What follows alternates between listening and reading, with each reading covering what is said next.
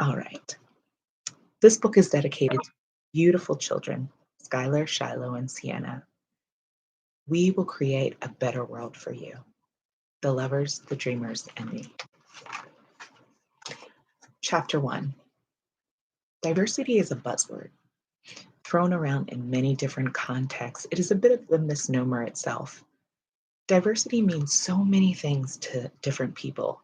It carries negative connotations for some, and for others, it's a rally cry. While in the past I've labeled myself as a champion for diversity, I've changed my tune a bit. Diversity is really about differences. We can celebrate diversity, but diversity without inclusion is meaningless. What we really need is unity in our diversity. This is inclusion. However, diversity and inclusion without equity, access, and social justice is an incomplete equation. All five are necessary components of a fair society where everyone is valued equally and no one has to justify how they show up in the world. We must focus on these values to evolve into a better humankind. This is why my focus has shifted from diversity and inclusion to oneness.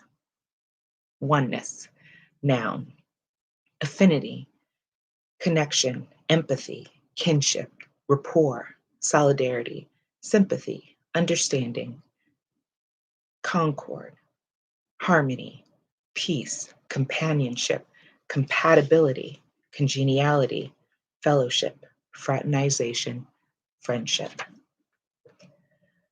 This book is a playbook for creating the world I believe we all want to live in. A world that embraces the concept of oneness. What does that look like?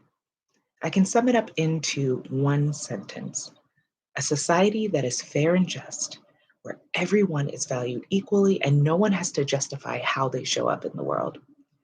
Now, you might disagree with me that everyone wants to live in this type of world.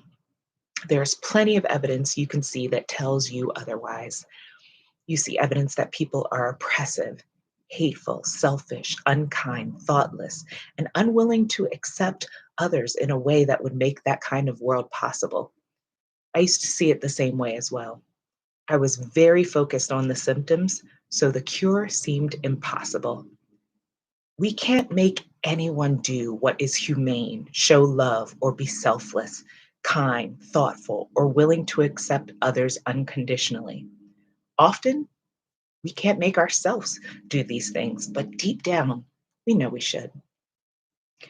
I believe that there's good in all of us, that we were all created to love and to be at peace with those around us. So, what causes us to go astray?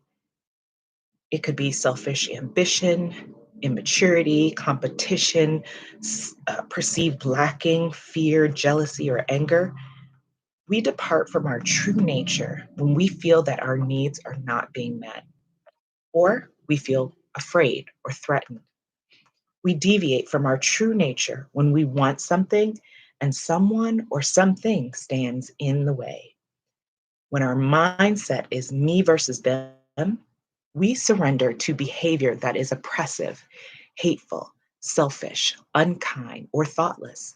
We become unwilling to accept others in a way that makes the world we want to live in possible.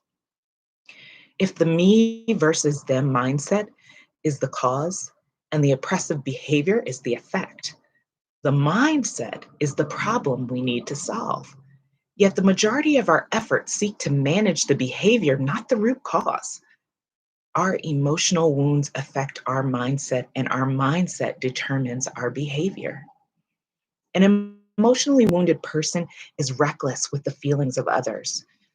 We are all wounded in one way or another.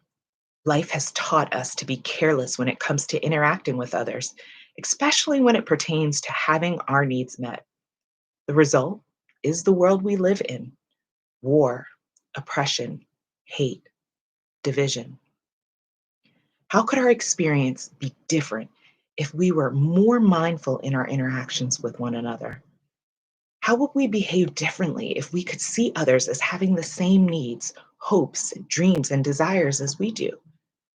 How would our world change if we could embrace a mindset and heart of oneness Instead of a me versus them, what would it look like if we realized that we are not in competition with one another? What if we realized that this planet truly has more than enough to sustain a good life for all of us? What would happen if we realized that a move towards oneness starts within us?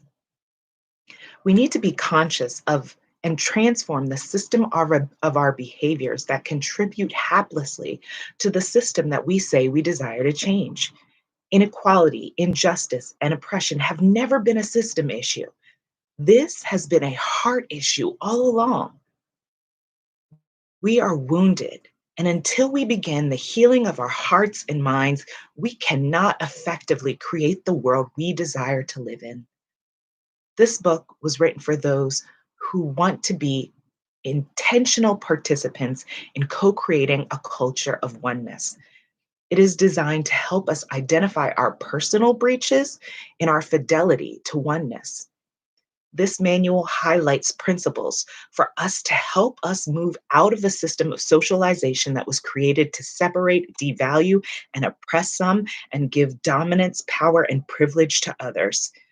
It demonstrates how to shed the old paradigm and deliberately co create a new one that works for us all. The prompts are at the end of this chapter. What does oneness mean to you?